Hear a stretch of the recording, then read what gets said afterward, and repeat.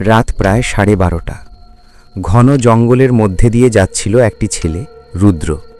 Bike চালাতে চালাতে সে বুঝতেই পারেনি এই রাস্তা আজ কতটা অদ্ভুত হতে চলেছে। হঠাৎ দূরে কিছু একটা দেখা গেল। একটা পুরনো লাল বাস, জং ধরা, ভাঙা জানালা, কুয়াশার মধ্যে দাঁড়িয়ে।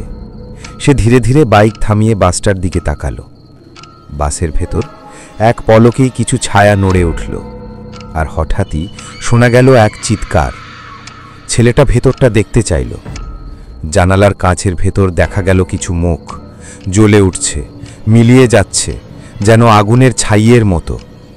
রুদ্রের বুকের ভেতর হিম হয়ে গেল। হঠাৎ বাসটা নিজে নিজেই স্টার্ট নিল। ইঞ্জিন গর্জে উঠল, আলো ঝলমল, আর সেটা ধীরে ধীরে তার দিকে এগিয়ে এলো। কিন্তু রাস্তা যেন শেষ হচ্ছিল না। যেদিকে সে পালাচ্ছে সেদিকেই আবার সেই বাস এসে যাচ্ছে। বাসের জানালা থেকে দেখা যাচ্ছে কিছু হাত, যেন কেউ বেরিয়ে আসছে ভেতর থেকে।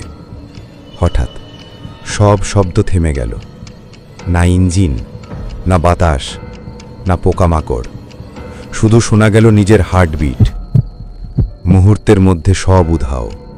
বাস নেই, আলো নেই, কুয়াশা ধীরে ধীরে সরে যাচ্ছে। রুদ্র কাঁপতে কাঁপতে বাইক চালিয়ে বাড়ির দিকে ছুটল। রুদ্র অবশেষে বাড়ি ফিরল। মা দরজা খুলতেই অবাক। ছেলেটার মুখ সাদা, চোখে ভয়।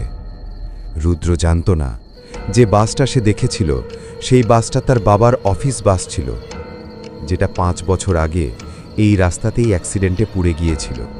রুদ্র আজও ওই রাস্তায় যায় না, কিন্তু কেউ কেউ বলে মধ্যরাতে এখনো সেই বাসটাকে চলতে দেখা যায় কুয়াশার ভেতর।